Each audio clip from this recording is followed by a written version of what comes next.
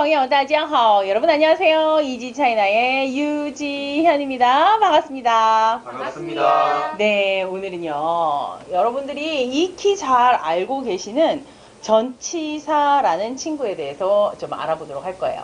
전치사는요, 중국어의 단어로서의 전치사로만 쓰이는 단어는, 글자는 없어요. 어떤 글자가 전치사로도 쓰이고 동사로도 쓰이고 또 형용사로도 쓰이고 전치사로도 쓰이고 이렇게 두루두루 쓰이는, 그러니까 이 전치사 전용으로 만들어진 글자는 없다는 얘기입니다. 그런데 왜 우리가 전치사라는 것이 익숙하냐? 우리나라에는 전치사가 없거든요. 한국어에는 전치사라는 품사는 없어요. 근데 영어에서 워낙 이제 전치사를 많이 여러분들이 듣고 뭐 공부도 하고 했기 때문에 전치사가 낯설지 않은 겁니다. 전치사는요, 영어 먼저 해봅시다. 영어의 전치사 아는 거 한번 말씀해 주세요. From, from, to, at, at, in, on, 뭐 for, of, 이런 것들이 다 전치사예요. 요런 애들이 쓰이면 혼자 쓰이나요? 아니요. 혼자 쓰이지 않아요. 항상 요 뒤쪽에 뭐가 붙죠? 네. 요렇게 해서 요 뒤에 뭐가 붙어서 요렇게 쓰인다고요. 뭐 from America, to you, at home, in China, on Friday, for you, of 어쩌고 이렇게 다 혼자서 쓸 수 있는 애들이 아니라 뒤에 명사나 대명사를 붙여갖고 쓰이는 애들이에요. 그걸 뭐라 그러느냐? 전치사구라고 합니다. 이 칠판에 나오나요, 지금? 화면에? 네. 전치사구라는 애는 전치사의 식구라는 거예요. 전치사 홀로 있는 게 아니라 구를 이루고 있다라는 얘기는 전치사가 그 뒤에 명사를 또는 대명사를 이렇게 붙여서 사용을 하면 이걸 전치사의 식구, 전치사구라고 하는 겁니다. 근데 중국 사람들은요, 전치사라고 부르지 않고 개사라고 해요. 소개한다라는 거예요. 뒤에 나오는 이 아이를, 얘를 소개한다라고 개사라고 합니다. 그러니까 전치사구는 개사구 내지는 개사결구 이렇게 부르는 거예요. 그러면 전치사라는 게 우리나라에 없어요. 자, 중국어는 특이하게도 우리나라에 있는 문법은 다 우리나라 같이 쓰는데 우리나라에 없는 전치사, 이런 우리한테 한국어에 낯선 애들은 영어의 문법처럼 그대로 순서를 따라가거든요. 그래서 전치사도 from이 앞에 오는 것처럼 전치사 애들이 앞에 오고 그 뒤에 명사를 이렇게 붙여서 사용을 합니다. 왜요? 우리나라에 없으니까. 한국어에 없으니까 누구를 따라갈 거가. 누구를 따라가려면 이왕이면 영어를 따라가야 우리한테 조금이라도 덜 낯설겠죠? 아주 고마운 중국어예요. 자, 그래서 이제 처음부터 중국어의 전치사를 한번 보도록 합시다. 여러분들이 알고 계신 짜이, 이 문제의 짜이, 말도 많고 탈도 많은 짜이는 무슨 뜻이었어요? 동사로서? 뭐뭐에 있다. 어디에 있다라는 뜻이었어요. 어디에 있다. 그런데 얘는 전치사로서의 뜻으로 사용이 되면 어디에서가 됩니다. 어디에서. 어디에가 아니에요. 어디에서가 되는 거예요. 그래서 집에서 하려면은 짜이 집 이렇게 놔야 되는 거예요. 집에서면 짜이지야. 이렇게 쓰면 되는 겁니다. 그래서 해볼까요? 집에서 공부한다 라고 하면 짜이지야 学习. 우리나라 말하고 똑같은 순서예요. 순서는 우리나라 말하고 똑같이 가요. 네. 우리나라 말하고 똑같지 않은 거는 뭐뭐를 뒤로 돌리는 거였었어요. 예, 전치사는 우리나라에는 전치사라는 애는 없지만 우리가 표현하는 요 위치에 그대로 있어요. 단 집에서라고 한다고 지아가 먼저 나오고 짜이로 가지는 않는다.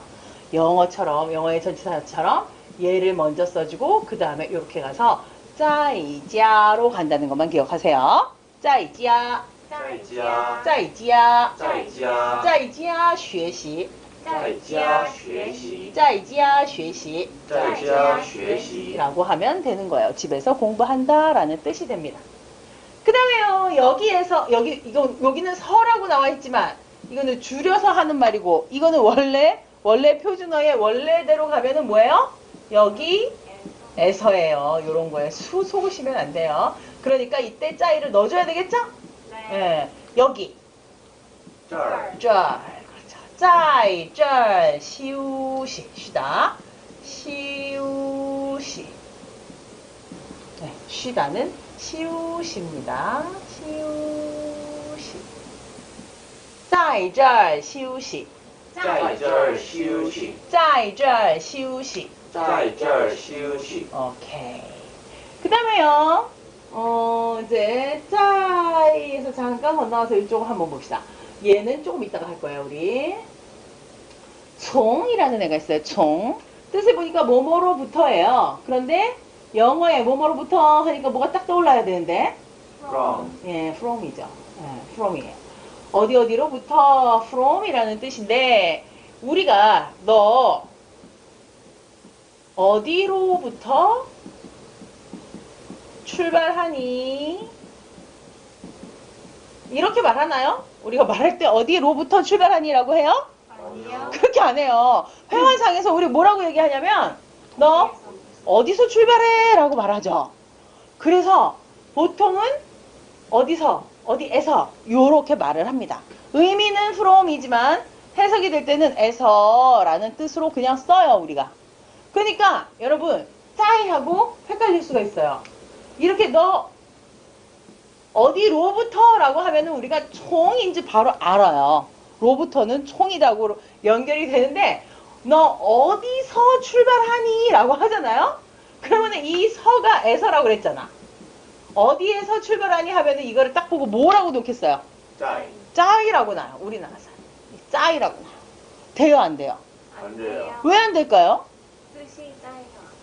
뜻이 짜이가 아니에요? 똑같은 에서인데? 이건 어떻게 구분하냐면요.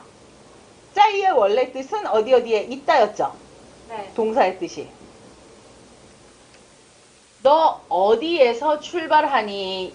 이가 만약에 짜이라면 이 짜이가 속해져 있는 이 어디라는 곳에 그대로 머물러 있어야 돼요. 출발하면은 그곳에 있어요? 거기서 떠나와요? 떠나와요. 떠나오죠? 이럴 때는 짜이를 쓰면 안 되는 거예요. 예를 들어 봅시다. 집에서 공부한다. 이때 이게 짜이잖아요. 너는 집에 있으면서 집에 있다 그리고 공부한다 이런 의미거든요. 집에 있으면서 공부한다. 그러니까 이건 짜이가 맞죠. 여기에서 쉰다도 여기에 있으면서 그 장소에서 쉬는 거예요. 짜이가 맞죠. 네. 근데 여기서 뭡니까? 이거는 여기에 있으면서 뭡니까? 말이 돼요, 안 돼요? 안 이거 돼요. 짜이가 아니에요. 거기에서 저기에서 출발한다? 저기에 있으면서 출발하면 그 장소에 머물러 있어요, 안 있어요? 안 있어요. 이때도 짜이를 쓰면 안 돼요. 어디서 오니? 이게 에서가 짜이라면 어디에서 온다? 그 장소에 떠나와야 되죠. 네. 그 장소에 있지 않죠. 공부를 하거나 쉬거나 하는 거는 이 장소에서 일어나는데, 이렇게 출발하고 멀고 오고 이러면은 그 장소를 벗어나야 돼요. 이럴 때는 짜이를 쓰면 안 되는 거예요. 그러면 이거 짜이가 아니라 해석을 해보니까 이거는 from이구나, from. 그래서 이걸 from을 쓰면 되는구나, 이렇게 생각을 한번 더 하셔야 됩니다. 처음엔 그렇게 해서 머릿속에 집어넣는 수밖에 없어요. 그러다가 이제 중요가 유창해지면 이런 게 저절로 내가 저축이 돼 있는 것 안에서 저절로 탁탁탁 회로를 찾아가가지고 말이 나오기 시작해요. 아무것도 없을 때, 내 머릿속이 텅 비어있을 때는 지식을 많이 넣어서 저축을 해놔야 돼요. 그리고 문장으로 자꾸 말을 많이 해주고 듣고 하다 보면 이런 것들이 구분이 되기 시작할 거예요. 자, 그래서 어디로부터 출발하니 할 때는 어디서 출발하니 라고 한다고 해도 종 쓰고 짜이 쓰고 다르게 쓰면 안 돼요. 얘랑은 똑같은 표현이에요. 그죠? 그러니까 니 종날이라고 해줘야 되는 거야. 니 종날. 출발하다. 출파. 예, 출파. 너 어디서 출발하니? 해봅니다. 시작. 니 종날 출파. 니 종날 출파. 你从哪儿出发？ 니 종날 출파. 你从哪儿出发？ 라고 하셔야 되는 거예요. 오케이. 자, 그 다음에요. 이 종이 이제 from이라고 그랬는데 리라는 데도 보니까 뭐예요? 뭐로 네, from이네요. 그쵸? 어디로 붙어요. 그런데 감사하게도 얘네들은 구분이 아주 쉬워요. 뒤에 멀다, 가깝다 이런 단어들이 나오면 그때는 리를 써주면 돼요. 이게 거리 할 때 리자잖아요. 이게 거리 할 때 리자거든요. 그래서 멀다, 가깝다, 뭐 시간상, 공간상의 이런 멀다, 가깝다라는 의미가 되면 그때는 from이